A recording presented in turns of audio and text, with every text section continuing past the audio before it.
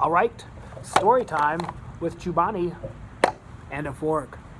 So, let's get right into it. There's yogurt there from the other day that I fucking got on this table. So, today's story is going to be about the time I got robbed at a liquor store that I worked at. I got robbed by gunpoint.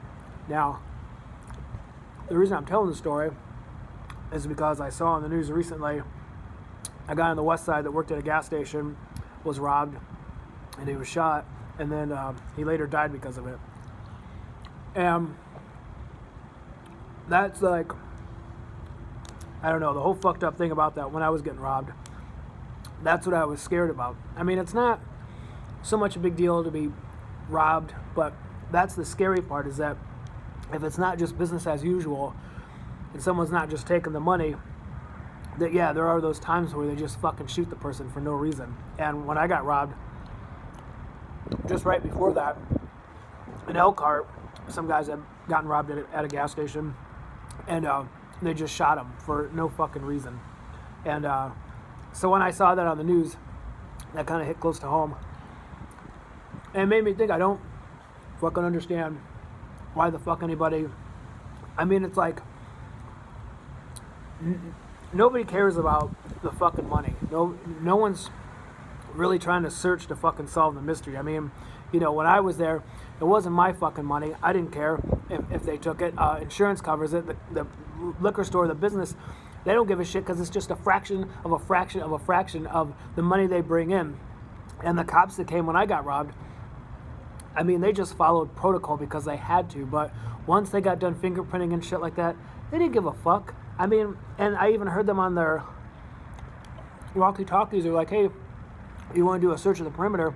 And they were like, no, And they just went down the street to 7-Eleven and just fucking hung out. I mean, and I didn't give a fuck. I mean, if you want to take the money, I don't care. And that's the other part of this equation, is that when I worked there, I fucking hated that job. My life fucking sucked. I didn't get paid shit. It's just to have somebody in that position, like, we're all in the same fight.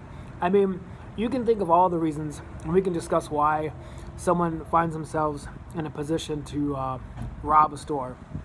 But that's the thing, the people that work there, nobody aspires to work at a shitty gas station. Nobody aspires to work at a fucking liquor store, dealing with the worst of fucking society, intoxicated on top of that. So when you go in and you fucking rob this person and then you shoot him, you're just shooting somebody that's in the same fucking struggle that you are. So it's just really fucked up that somebody has to go into a job that they fucking hate. It fucking sucks every day, and they do it because they have to, and they don't make enough money to live on, and then you fucking shoot that person and kill him. You know, it just doesn't make any sense. Just take the fucking money and go home. Nobody's searching for you. Nobody cares. So, having said that, this is a story when I got robbed at gunpoint. It was just, you know, I guess when you play those scenarios out in your head, you always think that it's going to be a certain way and that, I don't know, maybe you'll expect it or things will be kind of different that day. But no, just like any other day. And I was talking with my coworker, and it just started to turn into that part of winter where people are starting to bundle up and wear scarves and hats and put their hoods up. And so it just snowed. It was the first time that it snowed this winter. And so people were coming in and out, kind of bundled up. So when I saw this guy out of the corner of my eye walking up with a scarf over his face, or maybe a ski mask or something, whatever the fuck he had on, it didn't strike me as unusual.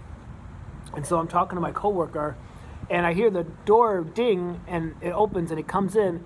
And as soon as I look over, this guy's coming straight at me, lifting up a shotgun. And he points it right at my face. And, you know, says something like, give me all the money. And my first reaction, I was just like, oh shit. And I stepped back and I pushed the button to pop open the drawer. And then he walked around and took the tray out. And at first he had the gun like right at me like this, which was fucking terrifying because it's not just a pistol, it's a shotgun. They could just blow my fucking brains all over the place. And I had my hands up and I was so scared that I was just like fucking shaking because I'm thinking like, is this going to be that time, like the situation I saw on the news, where they just fucking shoot somebody for no reason? And my coworker's over there, and she's freaking out. And he goes over there and gets her money, and then he drops the shit all over the fucking floor. And that's the other thing is that you worry about is what's going to go wrong. That's going to make this situation worse. Is like he just dropped the money. Our customer's going to come in. Is he going to ask to come into the safe? And we did have a safe, and that's like the scariest part because it's on a time delay. And so if you tell them, well, you can't get into it for 10 minutes, then that's when shit kind of hits the fan. People get mad because they think you're lying. And so, but he never did. He never asked to get in the safe, which is fucking great. And he took the money and left. And yeah, that was really scary. And luckily nobody got hurt. And those people went on. All right, guy, that same scenario went on to rob a bunch of places. And, I don't think they ever got caught. Probably because they didn't shoot anybody. And it really sucks for the community and that people's family. That guy got shot, and he's just trying to fucking get through life just like the rest of us. And struggling just like the dude that fucking robbed that place, Anyways, that's my story.